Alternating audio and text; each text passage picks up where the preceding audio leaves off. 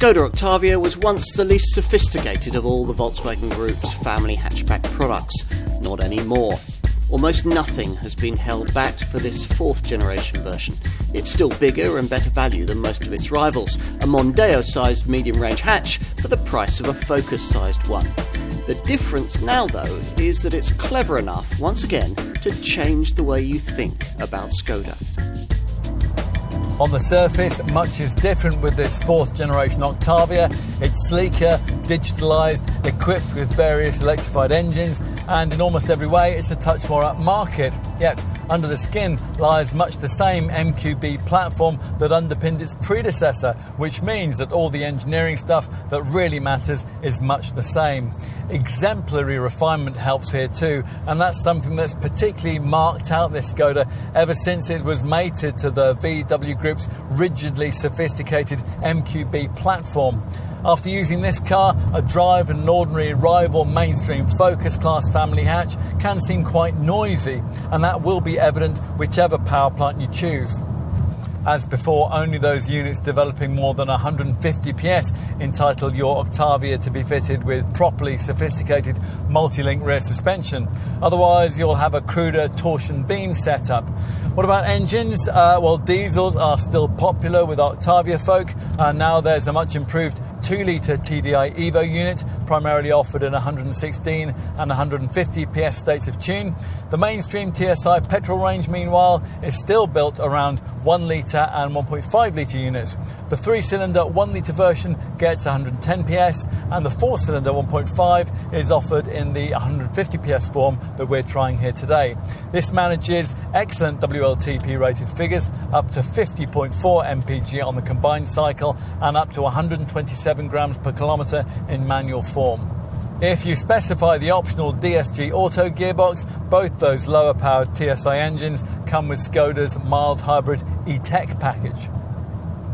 If you want to take a further step towards electrification in this car, there's a couple of PHEV variants to consider, either the 204 PS Octavia IV, which can offer an all-electric driving range of up to 37 miles, or the sporty 245 PS VRS IV model. The VRS gets fine-tuned sports suspension, lowered by 15 mils, and can also be had with a couple of conventional non-electrified units, a 245 PS 2-litre TSI petrol and a 200 PS TDI diesel. Whichever version of this Skoda you choose, you'll find the dynamic recipe much as it's always been with the Octavia, with comfort and refinement prioritised over more engaging drive dynamics, which is exactly the way that typical buyers will want it. They'll like the way that this fourth generation model showcases a whole new generation of media and active driving assistance technology. The car's latest travel assist system, for example, that now allows level 2 partially autonomous driving at speeds of up to 130 miles an hour. And the adaptive cruise control system's now predictive, and that means that it can anticipate and adapt to road conditions before you reach them.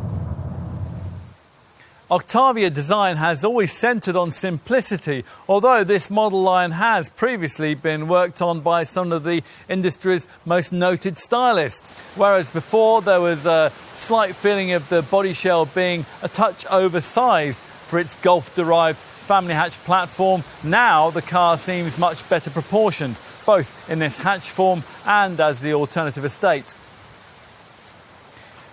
From the side, you get a better perspective on this Mark IV model's slightly larger dimensions. This hatch version is 19mm longer than its predecessor, and the alternative estate gets a 22mm length increase. That's enough to make both variants quite a lot larger than the class norm.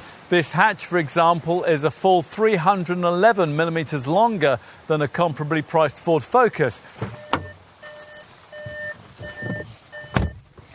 And behind the wheel, well, there's a huge quality improvement from anything that Octavia owners have been served up before. In many ways, it's all rather grand. There are 7 trim changes on the dashboard alone, one of them featuring a stitched finish. And wherever you look, squidgy, soft touch surfaces predominate. It's all another world from what you get in, say, a Focus or an Astra. And that's even before you start spending any more cash. If you dress this cabin up a bit with leather upholstery and the optional coloured ambient lighting strips which flow across this central chromed trim panel, it'll all look very upmarket indeed, especially given that large high-tech screens now predominate across the dash. Almost all variants get the setup that features here, a 10.25-inch virtual cockpit customisable instrument binnacle screen and a big 10-inch centre dash infotainment monitor. Conventional switches have largely been replaced by capacitive touch buttons, and most models get Skoda's LoRa voice-controlled digital assistant. In short, if you were waiting for a more sophisticated kind of Octavia, here it is. Yet it's still very practical in here, with loads of space to store things and a very spacious feel.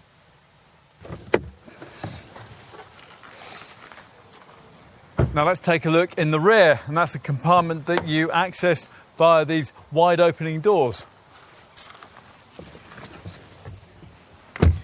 Now once inside, you start to really appreciate the benefits of this Octavia's unusually long 2,686mm wheelbase. That's 67mm longer than a Volkswagen Golf. As a result, it's more spacious back here than any other family hatch segment model, at least for legs and knees anyway. Right, let's finish by heading back to the tailgate, but let's pause on the way to notice another of Skoda's trumpeted so-called Simply Clever touches, this ice scraper that's built into the fuel filler cap. Raise the rather heavy rear hatch, you might want to consider optional powered operation here, and you'll find yourself looking at one of this Octavia's major selling points. A huge aperture opens the way to an absolutely enormous 600-litre load area. Once the 60/40 rear bench is folded like this, there's quite a step up from the boot floor. Still, just look at all the space you get. 1,555 litres in this hatch, and that's a figure that would rise to 1,700 litres in the estate. How will modern era buyers cope with a version of this Skoda that's quite a lot more expensive and sophisticated? Well, it'll be interesting to see. The Czech maker knows the kinds of people it's aiming at here, and it no longer wants to serve them as a value brand. That market will be left to the Chinese. Instead, this manufacturer wants a higher quality image developed alongside higher quality products, cars like this one. And the company looks forward to an era where the purchase of something like an Octavia is viewed not as a cheaper choice, but instead as rather a clever one. That time may already have arrived.